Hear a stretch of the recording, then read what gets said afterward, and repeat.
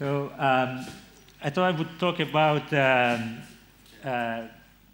economics after the financial crisis. So this is going to be a short speech. Don't be scared. I will limit myself as a macroeconomist mostly to a macro perspective.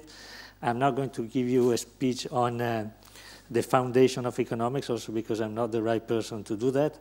But I just wanted to share my thoughts about whether economics, and particularly, again, I talk from a macroeconomic perspective, has been wounded fatally by the financial crisis or not. So, well, you know, there's been a huge debate about the role and the faults of economists before and during the financial crisis. And unlike many economists who have flatly rejected any accusation, I do think that economists have a large responsibility and failed in many ways before and during the crisis. And not because they didn't forecast it. So there is a widespread notion that because the financial crisis was so big and most economists, with very few exceptions, didn't forecast it, then there must be something incredibly wrong with the whole of economics. I don't think that lack of forecast is a problem, because there are lots of things that scientists outside economics do not forecast, and still science is useful in many ways.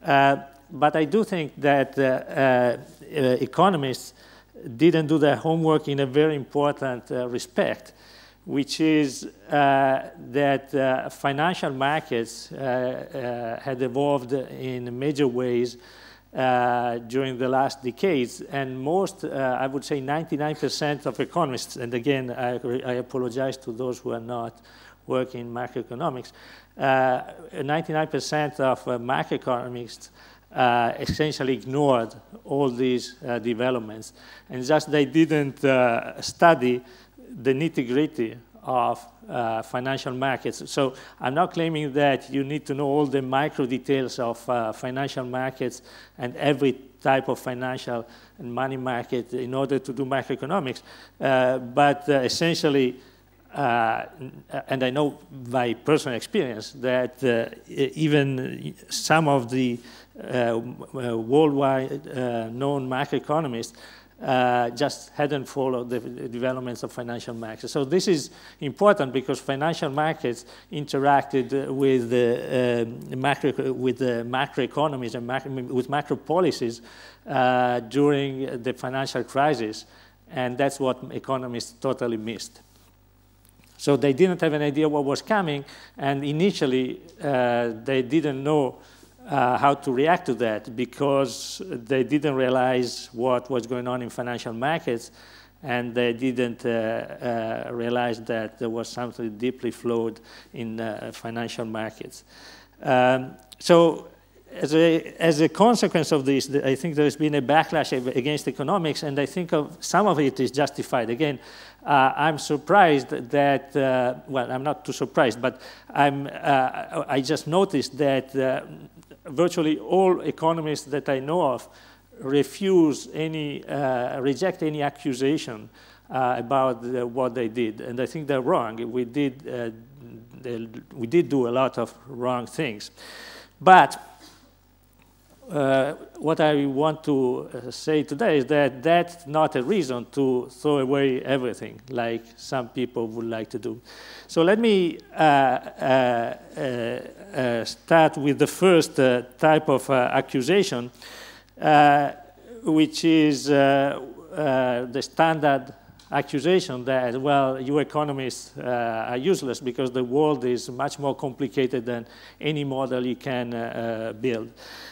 So there is this notion that economists have relied on excessive modelization, excessive use of math, and implausible hypotheses. I think that, as always, in the real world, the world is not black or white, it's typically gray. So there is some reason in these accusations, but they should not be exaggerated, and they should not be used as a reason to throw away everything. I think good economists are very well aware that the world is much more complicated than their models. So this notion that economists are just stupid because they use simple models and they live in an ivory tower and they don't realize that the world out there is much more complicated, I think it's pretty childish. So I do think that economists, certainly good economists, are very well aware that the world is much more complicated than the models they use. But the models are just indispensable to use to impose intellectual discipline, and not only intellectual discipline, which you could say, well, it's just an intellectual nicety, we could do away with intellectual discipline, but also factual discipline in the sense that they force you to make sure that things cannot go everywhere. So you can't, just to use a very simple example, you can't increase consumption and savings if you don't increase income. You can't have it both ways. So in policy discussion, in journalistic discussions, it's typically the case that people say, well, the government should increase consumption, should do this in order to increase consumption, in order to start the multiplier and the whole story. And they should also increase savings, because savings is always obviously a good thing. So they should tax consumption, they should tax savings. You can't have it both ways. And so this is just an obvious example, but this is very typical of the policy discussion. So having a model imposes, again, not only an intellectual discipline, which is important, although you might say that it's only a nicety, but it's also factual discipline. Well, about the abuse of math, well, this will be an endless discussion, so I don't want to spend too much on this, because it also depends on individual taste. But I think, again, good economists, and good economist is a very generic term that I don't know how to define exactly, know where to stop. I do not deny that some people fall in love with their models and they go off the tangent, but good economists would know where to stop with math. And also, maybe the most important criticism of economists is about the implausibility of the hypotheses they use. And again, and so the typical example here is the notion of rational expectation. So economists typically use the notion of rational expectations, which essentially, unlike what people think, doesn't mean that they assume that people know everything about the future. That's not what rational expectation means. It just says that you have to have some idea about the stochastic nature of the world that is consistent with your actions. So economists are very well aware that this is an important, a strong assumption, but you always have to think about the alternatives. The alternative to this hypothesis is that anything goes. So you can attribute some beliefs to some people and make people act in ways that are opposite to what they believe. That's not a good way to do your models and to think about the world. And so if you want to avoid that pitfall, rational expectations is an important and fundamental assumption. Again, it doesn't mean that people know perfectly about the future, which is the way 99% of critics think of it. That's absolutely not what economists believe when they assume the notion of rational expectation. In fact, there is a huge amount of research, some of which may be represented in this room, which tries to make the assumption of rational expectation less strong while not giving up the internal solidity of the model. The second theme, the second criticism is, which is very frequent outside economics, and it has surfaced during the crisis particularly, is that economists ignore the human dimension of economic problems, or in the variant of it, is that growth is not all. Now, this again, of course, depends on individual economists. I cannot talk for every single economist. Some economists might be particularly hard-hearted, and they might not care about their fellow human beings. But I think, as a general criticism, this is completely misplaced. And I think that this is where people do not understand the reason why the discipline of economics is important. So this is just a small, trivial, stupid example, but I do think that a lot of problems in the world would be solved if only policymakers, journalists, and individuals in general understood that there is an intertemporal budget constraint, that in the end, over your lifetime, you cannot consume more than you earn. That's true for individuals, unless they're very lucky and they get a huge inheritance. That's true for governments. You can spend a lot today, but sooner or later, you will have to repay it. So that's just the intertemporal budget constraint. Now, you can think that this is a trivial thing. It's an obvious thing. But it's amazing how in the policy debate among policymakers, among journalists, among individuals, among participants in the debates, this trivial notion is forgotten. Now, recognizing that there is an intertemporal budget constraint, again, this is a trivial example of this criticism, doesn't mean that people are insensitive to the human dimension. Actually, I think it's exactly the opposite. Because when you do recognize that there is an intertemporal budget constraint, as a policymaker, you don't want to do stupid things now, even they might be very popular, because you know that they will end up causing a lot of grief in a few years. And I will come back to this, but we have several examples of that, even here in Europe. The third and last criticism that I want to address is that economics is a monolithic science.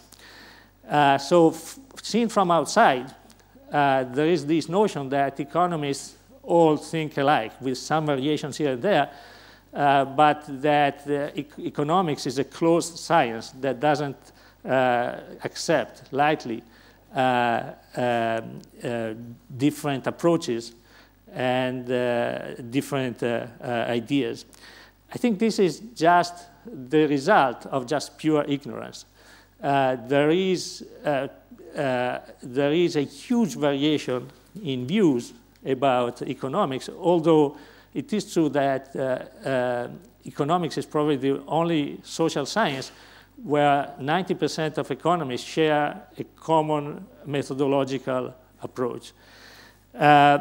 But this notion that economics is a monolithic science, well, the alternative is just methodological anarchy, in which what is being criticized is the policy outcome and not the methodology itself. So people have this notion that economics is, think of the Washington Consensus. People have this notion that economics is a slave to the Washington Consensus. And a good example of this is the fact that people have not understood, even after several years, that this famous Washington Consensus, which originated with the IMF, is actually now gone, in the sense that the IMF is exactly the opposite of that. The IMF is the source of the main criticism to the old policies of the Washington Consensus. This is just a small example, just to say that seen from outside, economics is monolithic, but from within, the although the methodology is shared by most people, the variation in recommendations, policy recommendations, is just huge, and it covers the whole spectrum. So an example of all these three criticisms, as I mentioned, is what happened to Greece. So think of the first criticism, an example of why these criticisms are misplaced. So the first criticism is the world is more complicated than any model, so people, most people starting 2010 accused economists because they didn't know how to cope with Greece. They couldn't model what was going on in Greece. Of course, you can't have a model of every single thing that happened in Greece.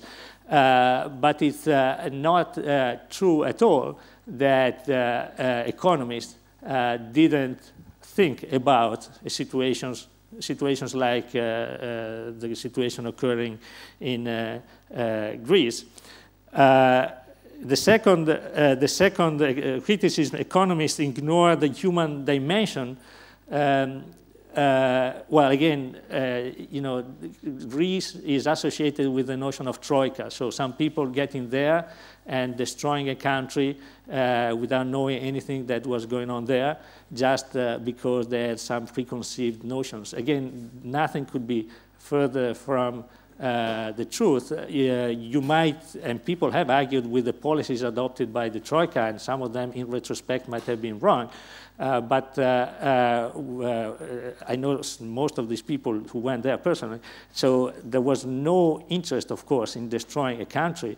Again, ex post, the policies might have been wrong, but this has nothing to do with ignoring the human dimension. The human dimension was very present in the actions and in the thoughts of these people. And economics is a monolithic science. Well, nothing shows that that's not the case, better than the case of Greece. The number of approaches and reactions and recommendations and policies that were advocated for the case of Greece is humongous, and it covers the whole spectrum. Again, most economists who participated in the debate, which is virtually all of the economists, share the common methodology largely, but the policy outcomes that they recommended were hugely different. So there is no notion whatsoever that economics is a monolithic science. Again, seen from outside, economics might have appeared as a monolithic science, and this is because people didn't understand that economists were trying to cope with problems that in large part had no solution, in the sense that they were trade-offs. People typically don't have the notion of trade-offs. They think that you can solve all problems at the same time. In the case of Greece, you can increase consumption, you can increase investment, you can increase exports, you can decrease debt, and so on. You can decrease taxes while increasing government spending. And this notion that there are trade-offs in real life, that's typically what distinguishes economists from other approaches. And this is why I think economists are typically blamed unjustly for the policies that sometimes they do have to recommend. So let me conclude. This is not to say that all these criticisms have been unjust or unfair. Some of these criticisms, I think, has been very useful. And again, my initial premise is that we, the economists, do have important responsibilities because we didn't do our homework, and that's, I think, is still there. I'm not here to deny that many economists are blissfully unaware of the complexities of the real world, and especially of the institutional constraints. Some of these economists would respond that they are not unaware of the complexities of the real world, but only they would respond that science, not only in economics, progresses typically by abstraction and simplification.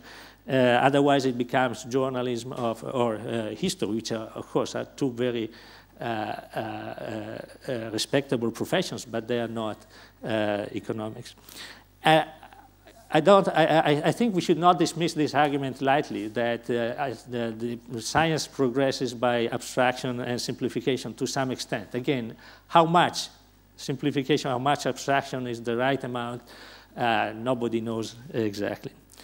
But again, the financial crisis, I think it has taught us that learning about the world, and in this particular case about the developments of the financial system, is important without giving up the discipline of our methodology.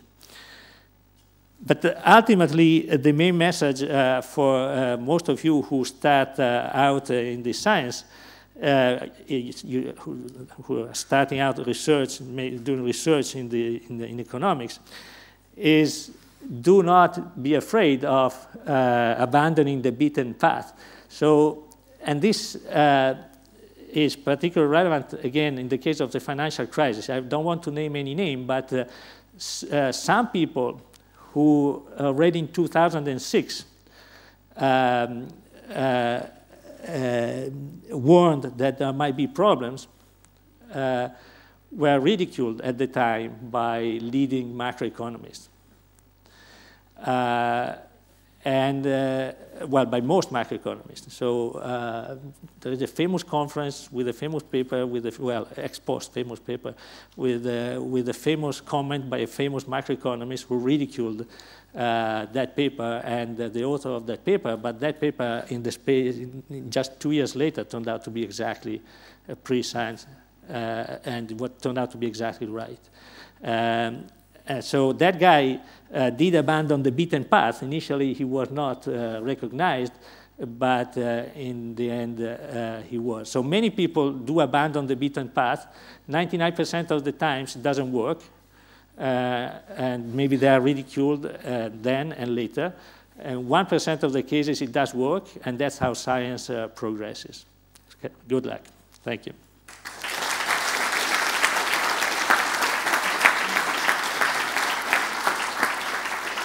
Gracias.